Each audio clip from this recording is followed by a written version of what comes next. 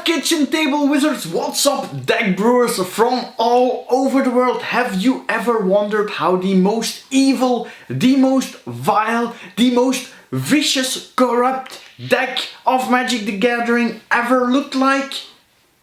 No, you probably haven't, because you are of course a healthy, well-balanced human being during the daytime. But maybe this has made you curious. And if you're here a lot at Casual MTG Decks, you know that this time we're going to brew around Geyadrone Dihada. And this probably will be the most corrupt, evil, vile deck we have ever made. Except for maybe the turtle deck. Yeah, I never know what these guys are thinking.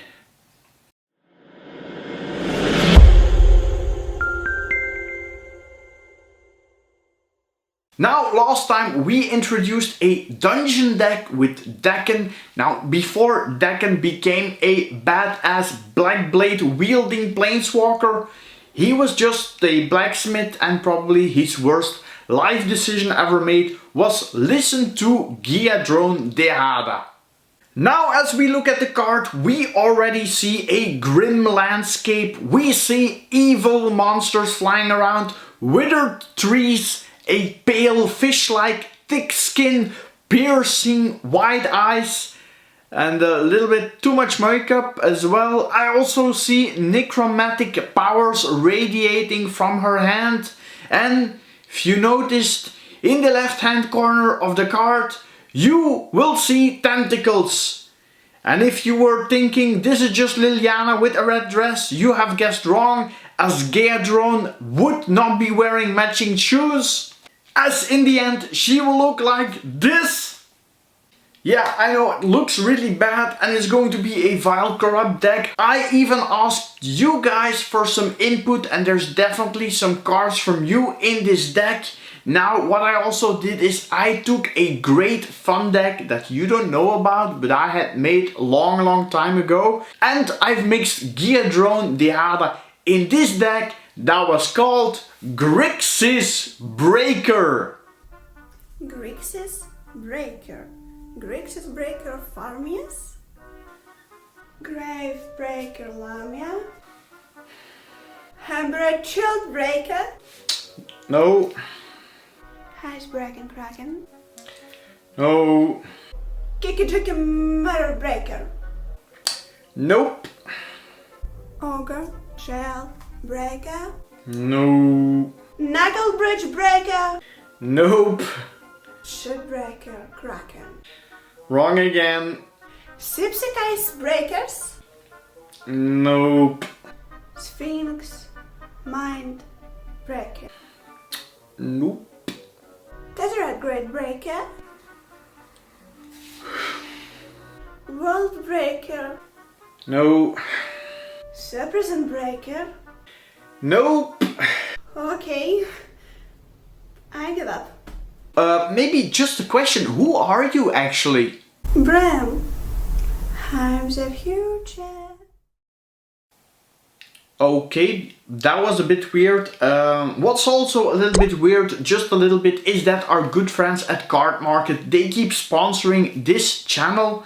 They even give us some vouchers for me to give to you. And at the end of the video, I will announce another winner of a Cardmarket voucher. And if you never heard of Cardmarket, if you're not using it, if you're from Europe, this is definitely the best platform to get your Magic singles, to sell your Magic product. And if you check out the links in the description below the video, there you can find a €5 sign-up voucher for free. Just send me a mail, I'll send you a code. You can try out Cardmarket for free. You can even buy yourself a full art copy of Geyadrone Dihada. Now let's head into the deck. Now this deck is around €40, around 55 US. We keep it friendly, we keep it budget, but not with the strategy there. We will keep it evil, we will keep it vile, we will corrupt, steal our opponent's creatures and sacrifice them to the lords and the planeswalker Geyadrone Dihada. And to do that, first we need some lands. Let's look at the mana base. In this deck we play 6 islands, 2 mountains and 2 swamps as our basics. And these ones are from Zendikar Rising and they have this dark Grixis feel I want to have in my deck. More darkness and color fixing with these 3 crumbling necropolis and 1 evolving wilds. One of the best budget options for dual lands are these smoldering marshes and sunken hollows, who usually come into play untapped, and that's good. Next up, more color fixing, as blue is our main color. I included a Swiftwater Cliffs, a Frostboil Snarl and a Shivan Reef. Then some specials. Skylane Cascade locks down a tapped creature, and Hammerheim, well, it adds red mana and it will remove a land walking ability from target creature, which you will probably never use, but you will use it to target a creature, and I will explain later why this is important in the deck. Now I already spoiled that we're going to steal some creatures and sacrifice them, so we better put in this high market as well. Now let's look at our corrupt planeswalker. Geyadrone Dihada is not only pure evil, I also think she's hugely undervalued at the recording of this video. For 4 mana you get a 4 loyalty planeswalker who has protection from permanents with a corruption counter on it.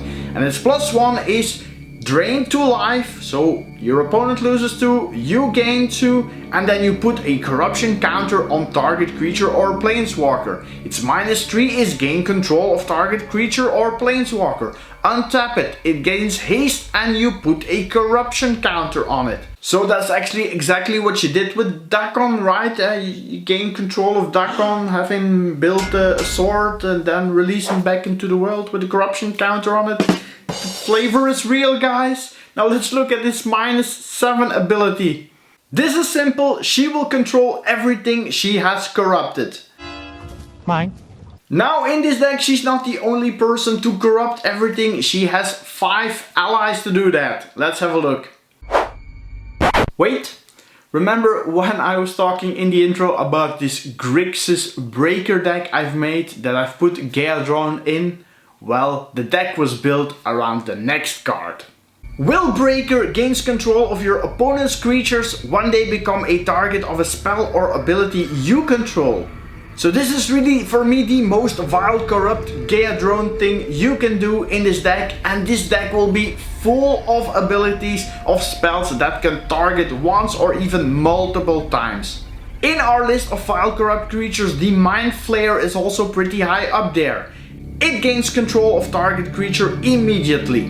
And the last creature I have is a Dominus of Fealty.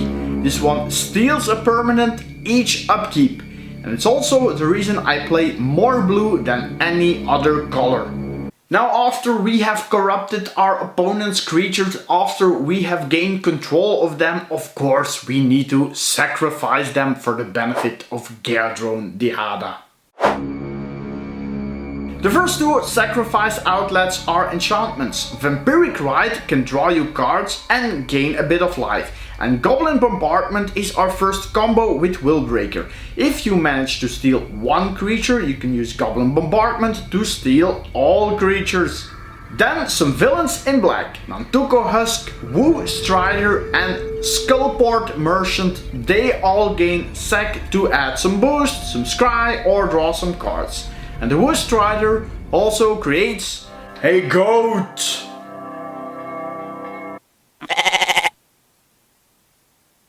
Blazing Hellhound and this dragon are also aggressive creatures and sack outlets at the same time. And the Hellhound can also do a Goblin Bombardment's imitation for 1 mana. Another manipulating creature is this wizard that told me I can become anything I put my mind to. Yeah, let's not do that. He can sacrifice other creatures to play the first non-legendary creature from my library for free. And the last one is this Bushmeat Poacher. Apart from finding Zagoth's terror pigs, it also gains life and draws cards. Now we also included some creatures to help our Willbreaker. Perfect in this manipulative deck is this Puppeteer. Not only has it superb art and it's on flavor, it's also perfect with the Will Breaker. Similar is this Serendip Sorcerer. He is a time-shifted version of the Sorcerer's Queen, but in blue. Another combo card with the Will Breaker is this Toktar. For 6 mana you get a 3/3, which whenever another creature dies, you may put a +1/+1 counter on the Toktar. And you can remove a counter to deal 1 damage to a creature or player. Will Breaker really likes this one. And then there's Olivia Voldaren. Perfect include in our Evil Villains Steel deck. She can both target and steal. And that's perfect in the deck. The next card is also perfect, really on theme, but it doesn't target and it also doesn't steal. But you'll notice it's really cool in the deck. I'm of course talking about Kess Dissident Mage, which allows you to cast an instant or sorcery from your graveyard. And that brings us automatically to some more cards that target some enchantments, but also some instants and sorceries. Let's start with this Footfall Crater. If you don't need it, you can also discard it to draw a card. And when you see a guard approach, that's also quite nice, as you can use it to target a creature or protect your Will Breaker. These 2 black and blue spells are removal spells that also target twice. Agony Warp and Twisted Reflection are both great includes. Blue gave us Fire and Ice, which is so great I included it twice. And I also included a copy of Electrolyze. Did we just become the Magic the Gathering poetry channel? This next one targets 3 times for 3 mana. I'm talking about Arc Lightning, and I included the art from Seb McKinnon, of course. Retreat to Karlhelm is also great. It can scry to search for a Will Breaker, or if you already have one on the battlefield, you can also use it to tap or untap, so target creatures. This card called Choking Tatters is also great in this deck. With Will Breaker or just as a defensive card, that's really a cool combo in the deck. Now, are you excited about this deck? Let me know in the comments against which other deck you want to see Geyadrone battle in our gauntlet, and maybe you can win a €10 card market voucher. Now, we haven't finished our deck yet. We still need to look at some artifacts. The first one is a Pacification Array, great with Will Breaker or as a defensive artifact. Whisper Silk Cloak is mostly in the deck to protect our Will Breaker, but the unblockable part is also nice when you steal your opponent's Tarask. And this deck also needs a lot of mana, a lot of colors, so I included 1 of each signet. And if you don't need them, you can sack them. Skullport Merchant can turn them into cards. Now let's find out who won this week's card market voucher. Congrats Felix Ludwig. Check out the info in the description below the video to find out how you can claim your voucher. Now next time I'm going to turn this cat into a piece of metal and then I will destroy it. See you next time at Casual MTG Decks, and you know, always keep it casual. Bye!